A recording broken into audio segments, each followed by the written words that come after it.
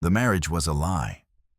The vows they exchanged, scripted by lawyers, the rings on their fingers, rented for 6 months, the smiles they wore in public, perfectly rehearsed. But somewhere between day 1 and day 180, something unexpected happened. Marcus Sterling, the billionaire who trusted no one, started to believe the lie was real, and Claire Bennett, the woman he thought he knew, was about to show him just how wrong he was. Because on day 181, the contract would end, and the real game would finally begin. Before we start, comment below and let us know where you're watching from. Enjoy the story. Chapter 1. The contract. Marcus Sterling stood in front of the floor-to-ceiling windows of his Manhattan penthouse, staring at the city lights below. At 35, he had everything most men could only dream of. A billion-dollar tech empire, properties across 3 continents, and enough influence to move markets with a single phone call. But none of it mattered to his grandmother. "Marcus, you're getting married by your 36th birthday, or I'm donating your inheritance to charity." Eleanor Sterling had announced at last month's family dinner, her frail hand gripping her wine glass with surprising strength. "Grandmother, that's absurd. I don't care what you have time for," she interrupted, her sharp eyes cutting through his excuses like a knife. "The Sterling legacy doesn't continue with corporate acquisitions. It continues with family. You have 6 months. Marcus had tried reasoning with her, then bribing her lawyers, then finally accepting the inevitable. He needed a wife.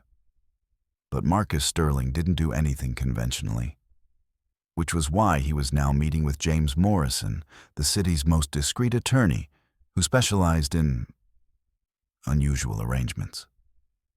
"Mr. Sterling," James began, sliding a leather folder across the mahogany desk, "I've reviewed your requirements. You need a 6-month marriage, purely contractual, with a woman who understands this is strictly business." "Exactly," Marcus replied. "No emotional attachments. No complications. Someone who needs money and won't ask questions." James hesitated. "I may have someone, but she's different from what you might expect." "Different how?" "She's educated, well-spoken, and surprisingly, she came to me first." Marcus raised an eyebrow. "She's looking for this kind of arrangement?" "Not exactly. She needs funding for something." She was vague about the details. "But she's willing to consider your proposal in exchange for financial security." Set up the meeting. 3 days later, Marcus walked into a private room at Le Bernardin, one of the city's most exclusive restaurants. He arrived early, as always, wanting to observe before engaging. When Claire Bennett walked in, Marcus felt something unexpected, surprise. She wasn't what he'd imagined. Most women in his world were either desperately glamorous or obviously calculating. Claire was neither. She wore a simple navy dress that was elegant without trying too hard. Her dark hair was pulled back in a loose bun, and her hazel eyes surveyed the room with quiet intelligence. She was beautiful, but not in an obvious way. It was the kind of beauty that revealed itself slowly. "Mr. Sterling," she said, extending her hand with a firm grip. "Thank you for meeting with me." "Miss Bennett, please sit." They ordered perfunctorily, neither particularly interested in the food. Marcus watched her carefully as she studied the contract James had prepared. 6 months, she said finally, her voice steady. "No physical intimacy required. Public appearances as needed. Complete discretion on both sides." "Correct. And in exchange, you'll pay me $2 million, half up front, half at the end." "Yes." Claire looked up from the contract, meeting his eyes directly. "Why are you doing this, Mr. Sterling?" "That's not your concern." "Actually, it is. If I'm going to be your wife, even temporarily, I need to know I'm not stepping into something dangerous or illegal." Marcus leaned back, reassessing her. She was smarter than he'd expected. "My grandmother is old-fashioned. She believes the Sterling legacy requires a traditional family structure. I disagree, but I don't want to disappoint her in her final years. This is the compromise." Claire nodded slowly. "And after 6 months, we divorce quietly. You take your money and disappear. I continue my life as if this never happened." "You make it sound so simple." "Because it is simple, Miss Bennett. This is a transaction. Nothing more." She studied him for a long moment, and Marcus found himself uncomfortable under her gaze. It felt like she was seeing something he didn't want exposed. "I have 2 conditions," she said finally. "Go on." "First, no questions about my past or what I'm using the money for. My reasons are my own." "Agreed. And second, after the 6 months, you forget I ever existed. No contact, no curiosity. You let me walk away completely." Marcus smiled coldly. "Ms. Bennett, forgetting you won't be difficult." Something flickered in her eyes. Hurt? Anger? But it disappeared so quickly, he might have imagined it. "Then we have a deal," she said, picking up the pen. As she signed her name, Marcus felt a strange sense of unease. He told himself it was just the unusual nature of the arrangement. But deep down, some instinct warned him that Claire Bennett was going to be far more complicated than he'd anticipated. Chapter 2. The Performance Day 1. The wedding was efficient, like everything else in Marcus's life. A small ceremony at City Hall with James and his assistant as witnesses. Claire wore a simple white dress. Marcus wore his usual Tom Ford suit. The officiant recited the vows. They repeated them mechanically. "I now pronounce you husband and wife." Marcus leaned in for the perfunctory kiss, but Claire turned her head slightly, and his lips landed on her cheek instead. "Saving the real kiss for the cameras," Marcus whispered. "Saving it for someone who means it," she whispered back. The first crack in his confidence. Day 15. "Marcus, darling, you look radiant," his Aunt Beverly gushed at the Sterling Foundation gala, kissing both his cheeks. "And this must be your beautiful bride." Claire smiled warmly, extending her hand. "Claire Sterling, it's lovely to meet you." Marcus watched as Claire navigated his family with surprising ease.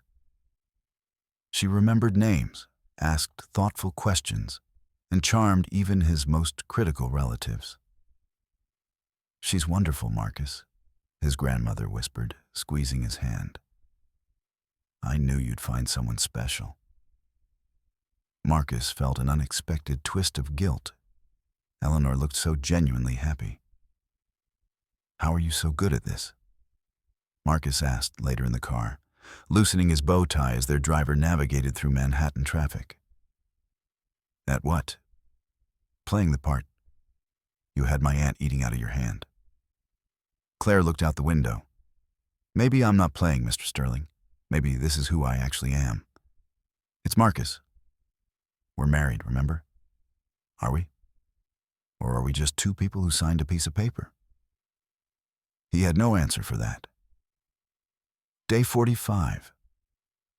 Marcus came home late from a merger negotiation to find Claire in the penthouse kitchen, flour dusting her dress, attempting to bake something that smelled suspiciously like it was burning. "What are you doing?" he asked, loosening his tie. "Baking. Or trying to." She laughed, pulling a blackened tray from the oven. "I thought I remembered my mother's cookie recipe, but apparently not." "We have a private chef, Claire." You don't need to. I know, I just wanted to. She looked at the ruined cookies with genuine disappointment. Forget it. It was stupid. Marcus surprised himself by walking over and examining the disaster. Too much sugar, not enough flour. And you had the oven too hot. She looked at him with surprise. You bake? My mother taught me before she died. I was 7. He didn't know why he was sharing this. He never talked about his mother. Claire's expression softened. I'm sorry. I didn't know. Why would you? We don't actually know anything about each other. Something passed between them in that moment. A recognition of the strangeness of their situation. They were married, living together, and yet remained complete strangers. Want to try again? Claire asked, gesturing to the flower. Together? Marcus should have said no. Should have gone to his study. Should have maintained the professional distance. Instead, he rolled up his sleeves. Fine. But we're doing it properly this time. They spent the next hour baking cookies, and Marcus couldn't remember the last time he'd laughed so easily. Day 78. Marcus, we need to talk about the Bennett Industries merger, his CFO Richard said during their morning meeting. Marcus looked up from his laptop. What about it? The CEO, Victoria Bennett, is being unusually resistant to our terms. I did some digging. Apparently, she had a daughter who disappeared from the business world a few years ago. Some kind of scandal. The daughter's name was... Not important. Marcus interrupted. Focus on the numbers, Richard. Personal drama doesn't concern us. But later, alone in his office, Marcus found himself typing Victoria Bennett daughter into a search engine. The results were sparse. A few old photos from charity events. A mention of a daughter named Claire who had worked in the family business. Then, nothing. The photos were too old, too distant to see clearly. Marcus closed the browser, telling himself it was just a coincidence. Bennett was a common name. Die 112. They were having dinner. A new routine that had developed organically. Claire had insisted that eating separately was depressing, and Marcus had found himself agreeing. Tell me something real, Claire said suddenly, setting down her wine glass. What? Something true about you. Not the billionaire persona. You. Marcus frowned. Why? Because in 68 days, I'll never see you again. And despite everything, I'd like to know at least one real thing about the man I'm married to. He should have deflected. Instead, he heard himself saying, I'm terrified of becoming my father. Claire waited, not pushing, just listening. He was brilliant, ruthless, built an empire from nothing. But he destroyed everyone who loved him in the process. My mother died lonely and heartbroken, even though they never divorced. He taught me that love was weakness, that emotional attachment was a liability. And you believe that? I did. I do. He paused. I don't know anymore. Claire reached across the table, her hand covering his. It was the first real touch they'd shared since the wedding. Your father was wrong, Marcus. Connection isn't weakness. It's the only thing that matters. He looked at her hand on his, feeling something crack open inside him. Your turn, he said quietly. Tell me something real. Claire withdrew her hand, and Marcus immediately missed the warmth. I'm not who you think I am, she said finally. What does that mean? It means... She hesitated. It means that when this ends, you're going to hate me. Claire, don't. Please, let's enjoy the time we have. That night, Marcus lay awake. Claire's words echoing in his mind. He was breaking his own rule. He was falling for his fake wife. Day 145. Marcus woke up to find Claire missing. Her side of the bed. They'd started sharing a room around day 90, though Marcus told himself it was just more convenient. Was cold. He found her on the terrace, wrapped in a blanket, staring at the sunrise. "Can't sleep?" he asked, joining her. "Too much on my mind." "Want to talk about it?" She shook her head. 35 days, Marcus. I know. We should probably start separating. Emotionally, I mean. This was never supposed to feel real. But it does, Marcus said, the words escaping before he could stop them. Claire turned to look at him, tears glistening in her eyes. Yes, it does. So, why don't we change the contract? Extend it. Make it real. Because you don't know who I really am. Then tell me. I can't. Not yet. Not until. She stopped herself. Until what? Until day 181. When the contract ends. Then you'll know everything. Marcus felt frustration building. Why are you being so cryptic? If there's something I should know, there's a lot you should know. But if I tell you now, everything we've built will crumble. Please, Marcus, trust me for 35 more days. He wanted to push, to demand answers, but the vulnerability in her voice stopped him. Okay, he said finally. 35 more days. Let's play a little game with those who only read the comments. Type contract in the comments. Only those who made it this far will understand. Now let's continue with the story. Chapter 3. Cracks in the Facade Day, 167. Marcus's assistant knocked on his office door. Mr. Sterling, Victoria Bennett is here for the merger meeting. Send her in. Victoria Bennett was exactly what Marcus expected. Polished, professional, radiating the quiet power of someone who'd built an empire. What he didn't expect was her reaction when she saw him. Mr. Sterling, she said, her voice carefully controlled. Thank you for meeting with me. Miss Bennett, please have a seat. As they discussed terms, Marcus noticed something odd. Victoria kept glancing at the photo on his desk, his wedding photo with Claire. Beautiful couple, Victoria said, her voice tight. Your wife. What's her name? Claire. Victoria's hand trembled slightly as she reached for her water glass. Claire Sterling? Yes. I see. Victoria stood abruptly. I'm sorry, Mr. Sterling. I need to postpone this meeting. Something urgent has come up. She left before Marcus could respond. Confused, Marcus picked up his phone and called James. I need you to dig deeper into Claire Bennett's background. Everything. Now. Day 174. The envelope arrived by courier. Inside was a file, and Marcus's entire world tilted on its axis. Claire Bennett, daughter of Victoria Bennett, CEO of Bennett Industries. Former vice president of strategy at Bennett Industries. Harvard Business School graduate. Estimated personal net worth, $500 million. She'd never needed his money. She'd never needed him at all. There was more. Articles about a hostile takeover attempt 3 years ago.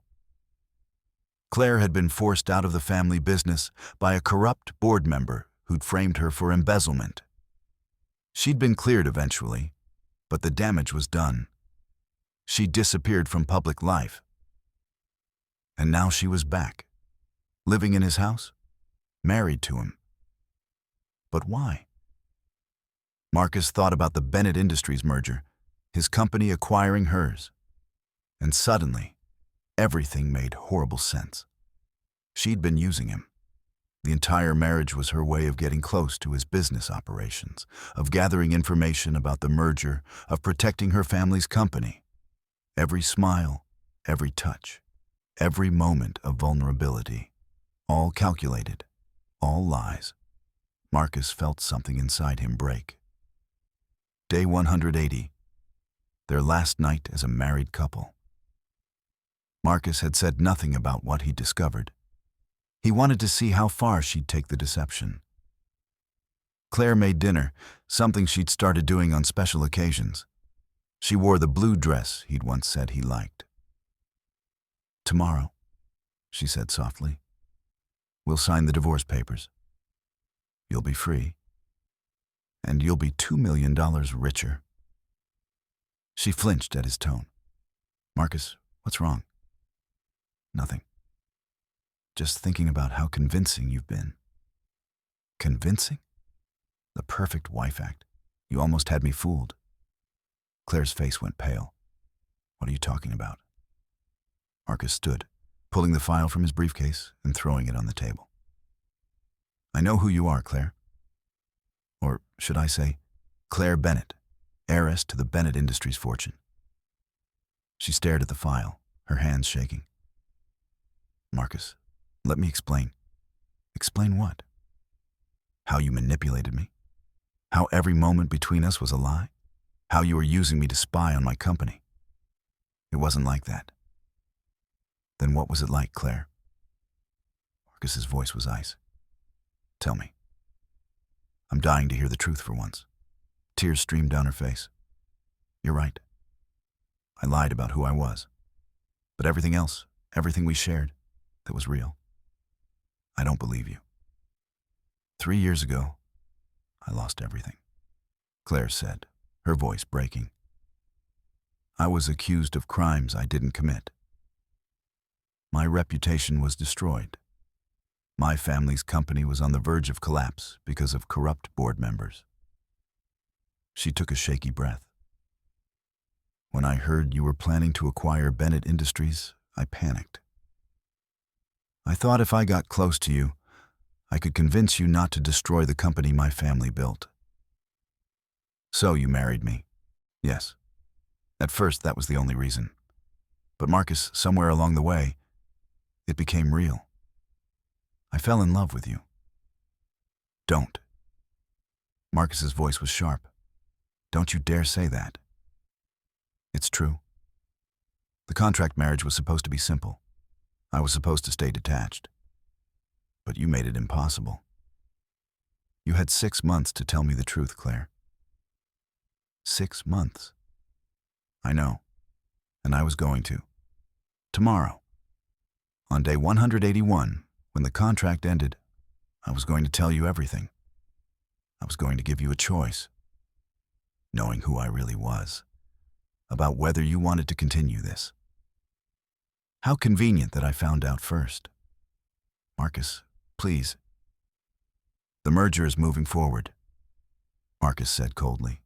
"And tomorrow, you'll sign the divorce papers, take your money, and disappear from my life. That was always the deal." "You don't mean that." "I've never meant anything more." Claire stood, her dignity somehow intact despite the tears. "Fine. If that's what you want, I'll be gone by morning." She walked to the door, then turned back. "For what it's worth, Marcus, you were right to not trust anyone. But you were wrong about one thing." "What's that?" "Love isn't weakness. And the fact that you're so terrified of it, you'd rather destroy it than accept it. That's what makes you exactly like your father." The door closed behind her with a soft click. Marcus stood alone in the penthouse, surrounded by luxury, and felt more empty than he ever had in his life. Chapter 4, Day 1. 181. Marcus didn't sleep. At 6 a.m., he went to Claire's room to find it immaculately clean. She'd removed every trace of her presence. On the bed was an envelope. Inside were the signed divorce papers and a letter. "Marcus, by the time you read this, I'll be gone. You asked me to tell you something real that first night at dinner. I told you that when this ended, you'd hate me. I was right. But here's what I should have said. I came into this marriage as a desperate woman trying to save her family's legacy. I left it as someone who learned what it means to truly love someone, even knowing they might never believe me. You think I used you? Maybe I did at first. But somewhere between day 1 and day 180, you stopped being a means to an end. You became my end. I fell in love with the man who baked cookies with flour in his hair. The man who held me during thunderstorms, even though I never told him I was afraid. The man who learned to laugh again. I'm not asking for forgiveness. I'm not even asking for a second chance. I just want you to know that out of all the lies I told, there was one truth I never spoke. You made me believe in love again.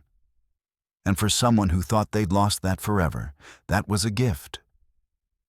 The merger documents are in the bottom drawer of your desk. I've signed away my family's controlling interest to you. Bennett Industries is yours. I don't want your money. I never did. Keep it. Donate it. Burn it. I don't care. All I ever wanted was you. Goodbye, Marcus. Maybe in another life, we could have been real. Claire. Marcus read the letter 3 times. Then he looked at the divorce papers. Then at the merger documents where Claire had indeed signed away everything.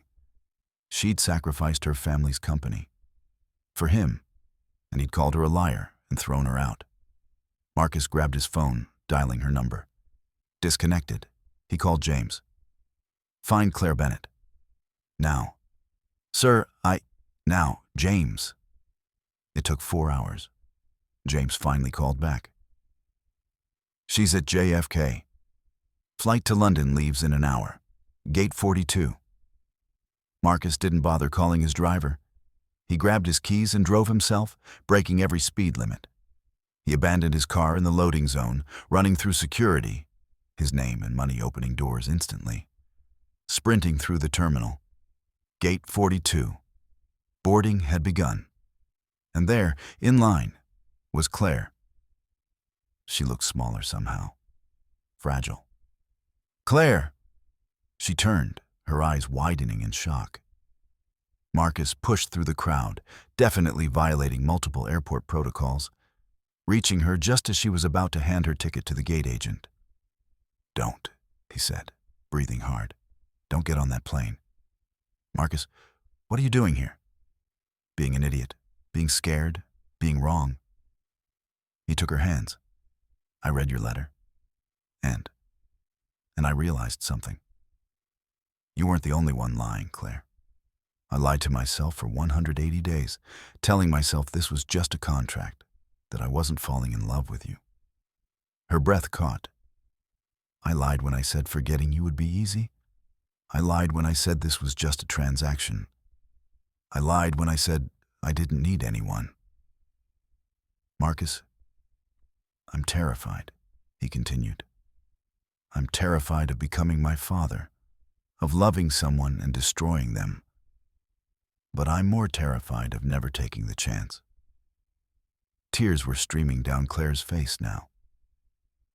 So I'm asking you, not as part of a contract, not as a business arrangement.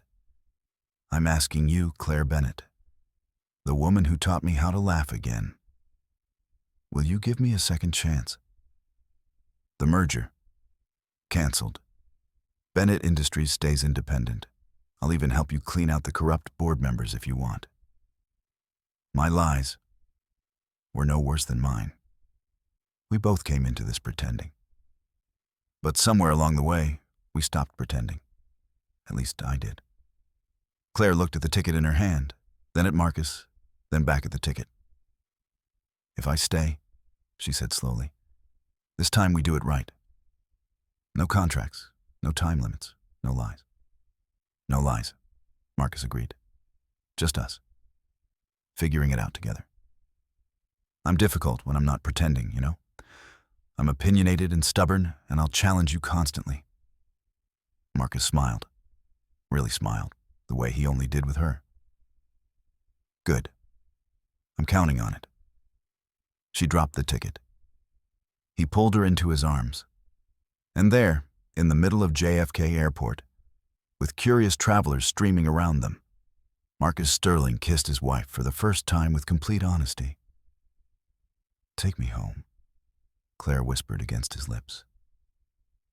"Our home," Marcus corrected. Epilogue. Day 365. 1 year after they'd signed the contract, Marcus and Claire stood in the same city hall where they'd first been married. This time, the ceremony was different. This time, Eleanor was there, crying happy tears. This time, Victoria Bennett stood as Claire's witness, finally reconciled with her daughter. This time, when the officiant said, "You may kiss the bride," Marcus took his time. And this time, when Claire said, "I do," she meant it with every fiber of her being. That evening, in their penthouse, truly theirs now, filled with Claire's artwork and Marcus's books, a home instead of a showpiece, they sat on the terrace, watching the city lights. "So," Claire said, resting her head on his shoulder, "how does it feel to be married to me twice?" "The first time was practice," Marcus replied, kissing her hair. "This is the real thing. No more contracts? Just one promise. Forever." Claire smiled, lacing her fingers through his. "I can work with that." They sat in comfortable silence. Two people who'd started as strangers, became fake spouses, fell in love despite themselves, and finally found their way to something real. "Marcus," Claire said softly. Thank you." "For what?" "For being brave enough to let me stay." He pulled her closer. "Thank you for being brave enough to come back." Somewhere in the city below, millions of people were living their lives, making their choices, taking their chances. But on that terrace, in that moment, Marcus and Claire had everything they needed: each other, the truth, and all the days beyond day 181. What did you think of Marcus and Claire's story? Share your thoughts in the comments below. Rate this story from 0 to 10. Subscribe to the channel and turn on notifications so you never miss our inspiring stories. And don't forget to check out more emotional journeys by clicking on the next video.